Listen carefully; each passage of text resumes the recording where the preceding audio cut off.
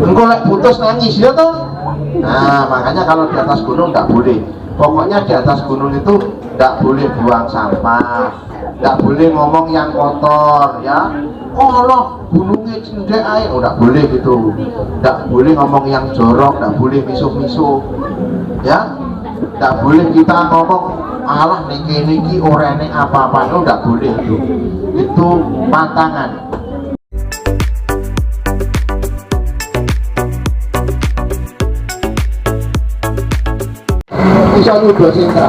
Proses pembuatan pakan ternak. Daun kelor itu vitamin B-nya 4 kali lebih banyak daripada pisang. Terus kemudian kalsiumnya 3 kali lebih banyak dari kalsium susu. Dan vitamin A-nya tidak sering di Google Bapak Ibu ya. Kalau jenengan sering minum atau sering masak daun kelor, tak jamin kulitnya jenengan glowing.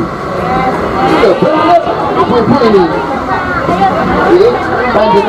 Panjenengan raup pakai rebusan kelor itu sama dengan jenengan raup di 1000 C itu loh.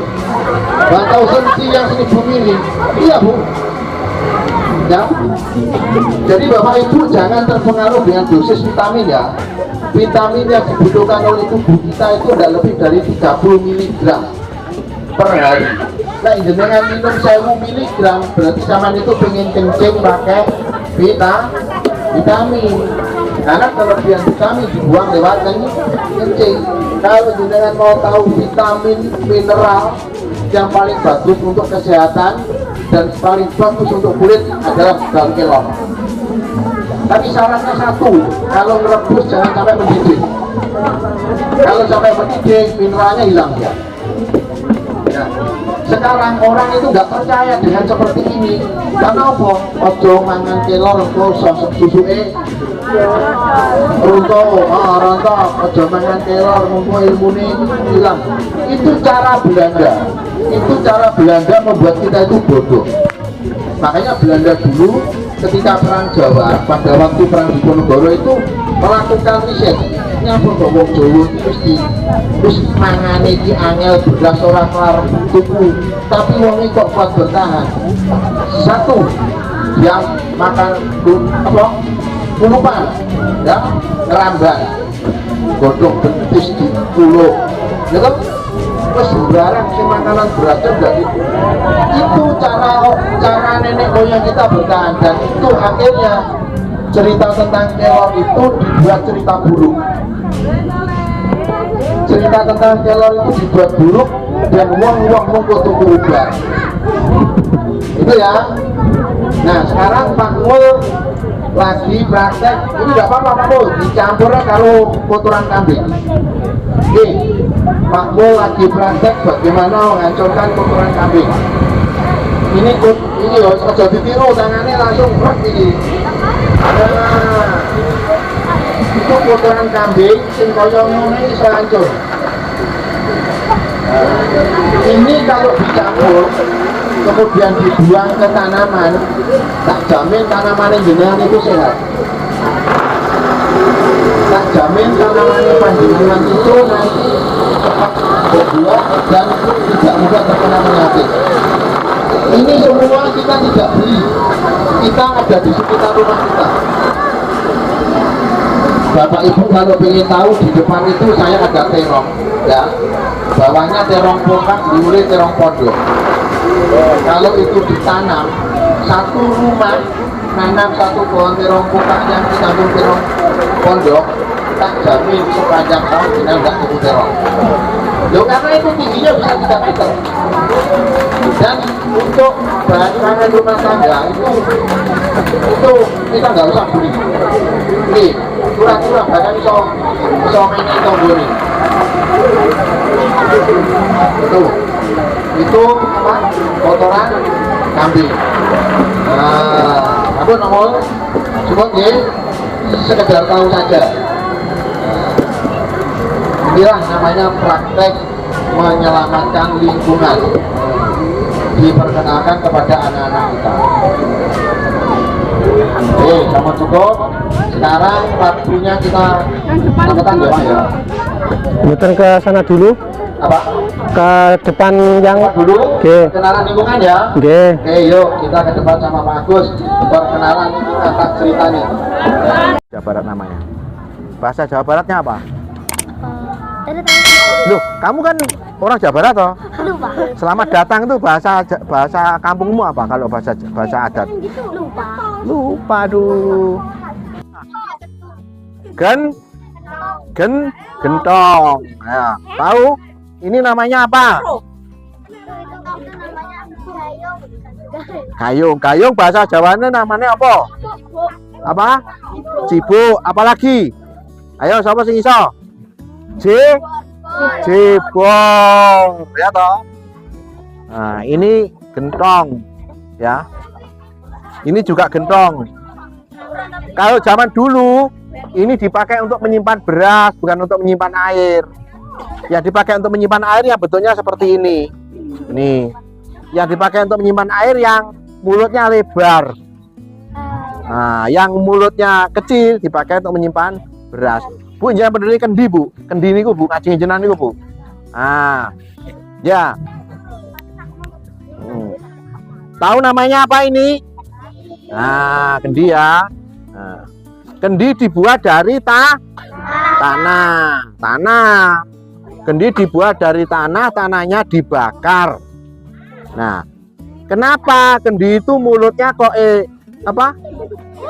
kecil ya toh? Terus kemudian yang ini kecil supaya airnya tetap segar.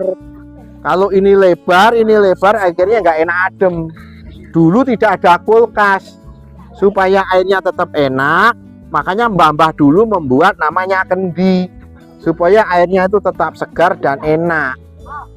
Paham? Nah, sekarang kan sudah ada kulkas, ya. Tahu ini namanya apa? Nah, ini namanya apa? Tahu? Namanya jun. Nah, jun, tahu? Nah, jun itu dipakai zaman dulu untuk apa? Untuk mengambil air di sumber mata air. Kalau orang Jawa itu bilangnya gini, sambil kan dulu diginiin kan, ngambilnya kan gini kan, makanya dibuat begitu. Sambil tembang, Bapak Pucung, pernah dengar lagu Pucung? Tidak tahu. Cangkemmu madep manduwur, berarti mulutnya di atas, makanya ini di atas. Sabamu ing sendang, ya tempatnya dia mengambil air ke sendang, sumber penco, amu, lambung kering. Lah, lambung kering itu artinya pinggang, ya. Prakteng wis mo si Pucung mutaku woyo. Setelah sampai di gentong, kemudian itu ditumpahkan. Tembangnya begitu. Oke, sini dulu. Nah, sekarang saya tunjukkan. Pernah lihat orang membakar ini? Nah, kalau melihat ini, melihat apa katanya? Katanya dukun. Nah, serem. Apalagi? Horor. Gitu, medeni, apalagi? Nah, mau menakutkan. Nah, mistik boleh. Ini namanya dupa. Ya, dupa itu kalau di dalam Islam namanya wangi-wangian. Nah, Nabi Muhammad mensunahkan kita selalu memakai wangi-wangian. Nah, wanginya pakai minyak wangi, boleh kan? Pakai bunga boleh enggak? Boleh. Pakai dupa boleh enggak? Boleh. Jadi ini wangi-wangian yang dibakar untuk berdoa, bukan untuk menyembah demit, ya. Bukan untuk mistik, bukan untuk serem. Setiap membakar dupa harus disertai dengan doa. Doa kepada siapa? Ya doa kepada Allah, gitu ya. Ini namanya apa ini? Ayo. Namanya Padmasana. Nah, Padmasana itu dipakai untuk berdoa. Setelah kita membakar dupa, maka dupanya harus ditaruh di atas. Loh, kenapa kok membakar dupa itu harus di atas?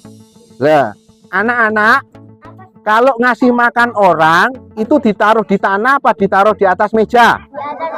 Nah, Itu namanya menghormati tamu atau tidak? Nah, kalau berdoa memakai wangi-wangian yang baik ditaruh di atas tanah apa di atas meja? Di atas meja apa di atas padmasana? Nah, itulah berdoa karena kita menyebut nama Tuhan. Maka kalau kita membakar dupa, menaruh wangi-wangian, harus ditempatkan di tempat yang tinggi. Paling tidak ditempatkan di atas meja. Kalau ada orang membakar dupa ditaruh di tanah, senenono, ya, enggak boleh. Sama dengan aku ngasih kamu, namamu siapa? Pino. Siapa? Pino. Vino, kamu tak kasih sosis, tapi tak taruh di kakimu, bener salah? Nah, harusnya di tangan. Vino, ini sosis ya toh? Atau ditaruh di atas meja. Ini artinya padmasana itu tempat untuk berdoa, menaruh wangi-wangian, berdoa kepada Tuhan. Ya, berbentuk seperti candi. Ya, candi yang kecil di samping rumah itu namanya padmasana. Paham ya? Nah, yang itu. Sekarang kemana lagi ini, Pak? Nah,